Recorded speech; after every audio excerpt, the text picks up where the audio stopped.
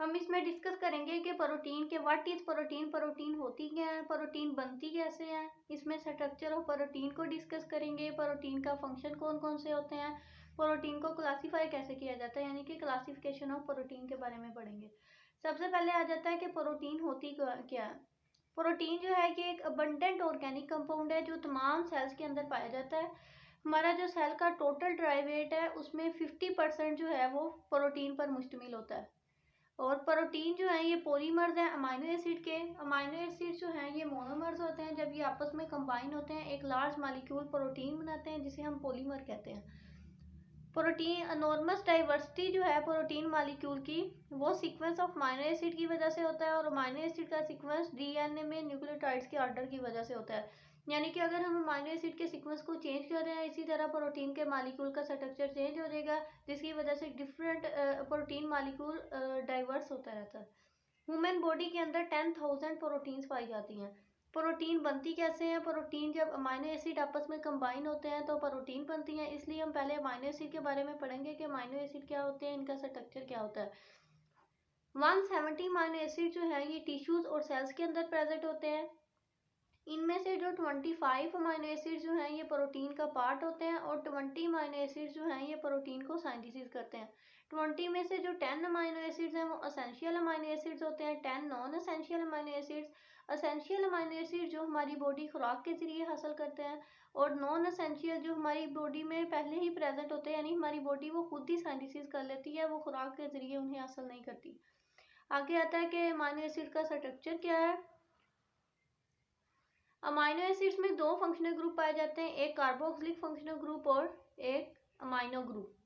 ये दोनों functional group same carbon के साथ अटैच होते हैं, जिसे हम अल्फा कार्बन का नाम देते हैं। एक साइड पे हाइड्रोजन और दूसरे साइड पे कोई भी आर ग्रुप प्रेजेंट होता है। आर ग्रुप में जो है कोई भी हाइड्रोजन भी आ सकता है, कोई भी अल्काइल ग्रुप भी आ सकता है। जैसे कि यहाँ पे हाइड्रोजन, आर की जगह अगर हाइड्रोजन लगा होगा तो हम उस अमाइनो एसिड को नाम देंगे ग्लाइसिन का। सबसे ज़्यादा सिंपलेस्ट अमाइनो एसिड जो है वो कौन है? आंसर है ग्लाइसिन। और अगर CH3 लगा होगा तो वो उस अमाइनो एसिड का नाम है एलानिन। हमारी नेचर में जो सबसे ज़्यादा कॉमन अमाइनो एसिड्स हैं वो हैं एल अमाइनो एसिड्स। और इसी तरह जब अमाइनो एसिड आपस में एक दूसरे के साथ लिंक होते हैं तो ये लार्ज पॉलीपेप्टाइड चेन बनाते हैं, जिसे हम नाम देते हैं प्रोटीन का। नेक्स्ट हमारे पास दो अमाइनो एसिड का स्ट्रक्चर है, एक है ग्लाइसिन, एक है एलानिन। इसमें आर ग्रुप की जगह H प्रेजेंट है, इसमें आर ग्रुप की जगह CH3 प्रेजेंट है। जब ये दोनों अमाइनो एसिड आपस में कंबाइन होते हैं तो एक पेप्टाइड बॉन्ड बनाते हैं, कार्बन नाइट्रोजन बॉन्ड, जिसे हम पेप्टाइड बॉन्ड कहते हैं, और इसको हम नाम देते हैं ग्लाइसाइल एलानिन का। इसमें जो यहाँ पे OH ग्रुप है, एक अमाइनो एसिड से OH ग्रुप रिलीज होगा, एक से हाइड्रोजन, दोनों जब आपस में कंबाइन होंगे तो वाटर बनाएंगे, वाटर की फॉर्म में एक वाटर मॉलिक्यूल रिलीज होगा, और इसको हम नाम डाइपेप्टाइड का भी देते हैं।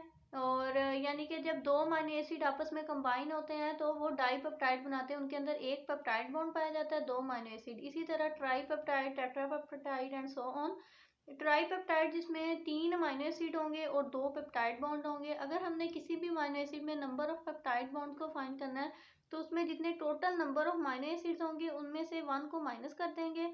जैसे कि इसमें 2 अमाइनो एसिड्स हैं, 2 को में से -1 कर देंगे तो 1 आ जाएगा, यानी कि इसमें पेप्टाइड बॉन्ड कितने पाए जा रहे हैं? 1। आ जाता है structure of protein. Each protein है स्पेसिफिक प्रॉपर्टीज। हर प्रोटीन की स्पेसिफिक प्रॉपर्टीज होती हैं जिसे हम डिटरमाइन करते हैं number of amino acid, sequence of amino acid और शेप ऑफ चेन, यानी कि पॉलीपेप्टाइड चेन जब आपस में बेंडिंग और कॉइलिंग होती है उसकी मजीद, तो उससे हम डिटरमाइन करते हैं प्रोटीन के स्ट्रक्चर को। इसके 4 लेवल्स होते हैं। सबसे पहले जो आ जाता है वो है प्राइमरी स्ट्रक्चर। प्राइमरी स्ट्रक्चर में जो है ये स्ट्रेट चेन, यानी कि इसका स्ट्रक्चर जो होता है वो प्लेन होता है, फ्लैट होता है। इसमें इसको ये स्ट्रक्चर को हम डिटरमाइन करते हैं कि इसमें कितने नंबर ऑफ अमाइनो एसिड है, इसमें अमाइनो एसिड के सीक्वेंस क्या है। सबसे पहला साइंटिस्ट F. सेंगर, जिसने प्रोटीन मॉलिक्यूल में अमाइनो एसिड के सीक्वेंस को डिटरमाइन किया था, इसने एक सिंपलेस्ट प्रोटीन इंसुलिन, जो सबसे सिंपलेस्ट प्रोटीन है, इसमें देखा था कि 51 अमाइनो एसिड पाए जाते हैं, और ये अमाइनो एसिड जो है 2 चेन्स में पाए जाते हैं। एक चेन में 21 अमाइनो एसिड पाए जाते हैं, दूसरी में 30 अमाइनो एसिड। ये दोनों चेन्स जो हैं एक दूसरे के साथ लिंक होती हैं डाइसल्फाइड ब्रिज के जरिए। और इसी तरह एक और प्रोटीन का आ जाती है हीमोग्लोबिन। हीमोग्लोबिन में 574 अमाइनो एसिड्स पाए जाते हैं और ये 4 चेन्स में पाए जाते हैं। 2 अल्फा चेन्स आ जाती हैं, 2 बीटा चेन आ जाती हैं। Each alpha chain has 141 amino acid और each beta chain has 146 amino acid. इसी तरह अगर 2 अल्फा चेन होंगी तो उनमें 282 अमाइनो एसिड होंगे और अगर 2 बीटा चेन होंगी तो उनमें 292 अमाइनो एसिड होंगे। प्रोटीन का जो साइज होता है वो कैसे हम डिटरमाइन करते हैं? अमाइनो एसिड की टाइप की बिना पर नंबर ऑफ अमाइनो एसिड के अमाइनो एसिड के तादाद क्या है और अमाइनो एसिड की टाइप कौन सी है, उससे हम डिटरमाइन करते हैं साइज ऑफ प्रोटीन को, प्रोटीन मॉलिक्यूल के साइज को। और जो अमाइनो एसिड का सीक्वेंस होता है वो बहुत इंपॉर्टेंट होता है प्रोटीन के फंक्शन के लिए। If sequence of amino acid is change then protein will not carry out its normal function. For example, एक एग्जांपल आ जाती है सिकल सेल हीमोग्लोबिन। इसमें हम अमाइनो एसिड के सीक्वेंस को चेंज करते हैं जिसकी वजह से प्रोटीन अपना नॉर्मल फंक्शन कैरी आउट नहीं कर सकती। हीमोग्लोबिन में जो होते हैं फिर 574 अमाइनो एसिड होते हैं। ईच बीटा चेन, हर बीटा चेन में जो एक अमाइनो एसिड ग्लूटामिक एसिड जिसका नाम है वो दूसरे अमाइनो एसिड से रिप्लेस हो जाता है वेलाइन से, यानी कि एक अमाइनो एसिड की जगह जो है वो कोई दूसरा आके लग जाता है जिसकी वजह से हीमोग्लोबिन जो है अपना फंक्शन कैरी आउट नहीं कर सकती, वो ऑक्सीजन को कैरी आउट नहीं कर सकती जिसकी वजह से पेशेंट की डेथ भी हो जाती है। इसमें number of amino acid same रहते हैं but number of amino acid जो है वो रिप्लेस होता है दूसरे अमाइनो एसिड के साथ। स्कैंडी स्ट्रक्चर में जो है पॉलीपेप्टाइड चेन फ्लैट नहीं होती। इसमें पॉलीपेप्टाइड चेन जो है प्रोटीन मॉलिक्यूल की वो मजीद कॉइल होती है हेलिक्स फॉर्म में, यानी कि स्पाइरल फॉर्मेशन बनाती है। और सबसे कॉमन जो स्कैंडी स्ट्रक्चर है उसे हम नाम देते हैं अल्फा हेलिक्स का। अल्फा हेलिक्स, इसमें 3.4 अमाइनो एसिड्स होते हैं, यानी कि ये हेलिक्स ईच स्पाइरल का जो टर्न है हर टर्न में 3.4 अमाइनो एसिड्स होते हैं। अगर हमारे पास 10 टर्न्स हैं तो उसमें कितने अमाइनो एसिड होंगे? एक टर्न में हमारे पास 3.4 अमाइनो एसिड है, 10 में कितने होंगे? 340 अमाइनो एसिड्स होंगे।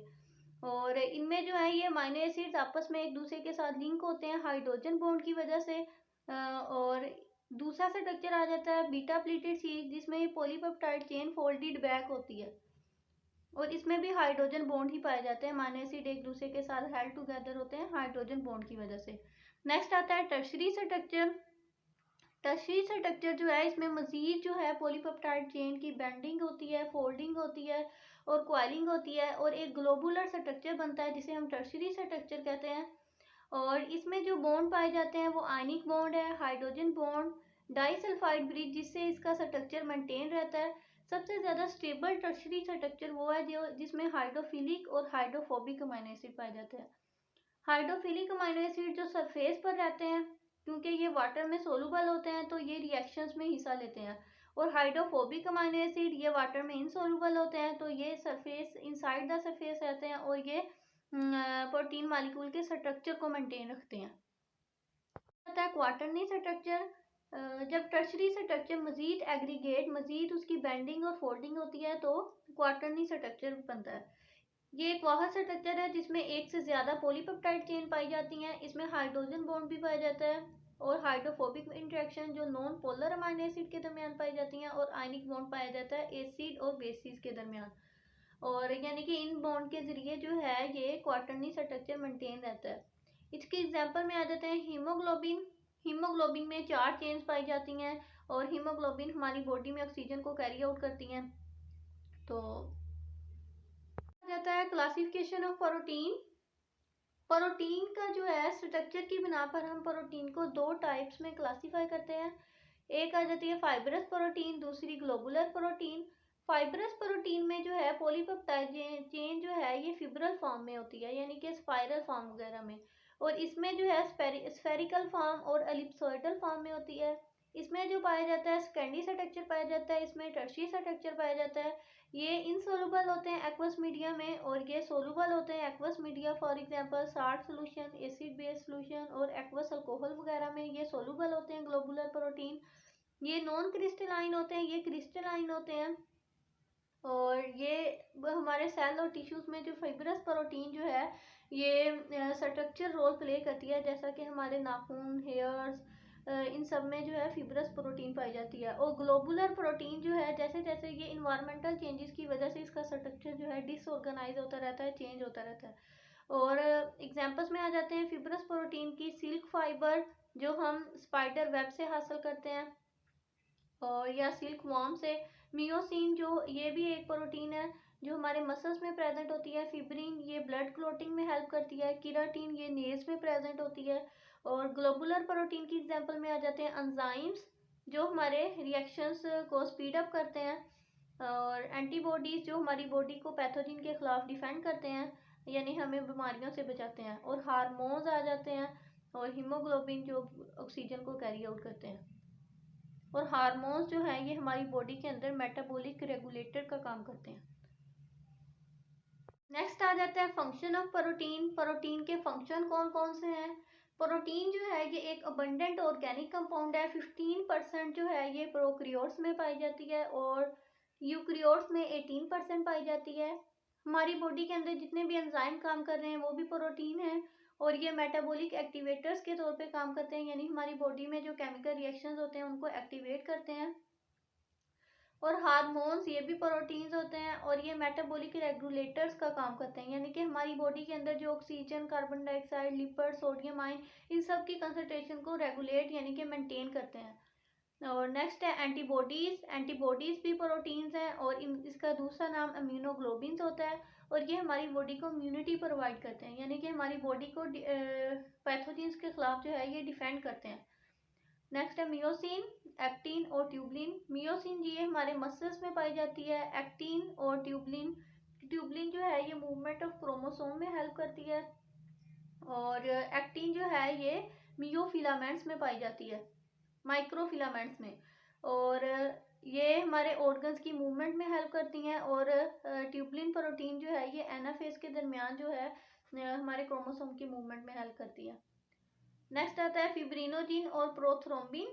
फिब्रिनोजिन और प्रोथ्रोम्बिन ये भी दोनों प्रोटीन है। ये ब्लड क्लोटिंग में ब्लड क्लोटिंग में, यानी हमारे बॉडी के अंदर जो ब्लड लॉस हो रहा होता है उसको उससे प्रिवेंट करती हैं हमें, और ब्लड क्लोटिंग में हेल्प करती हैं।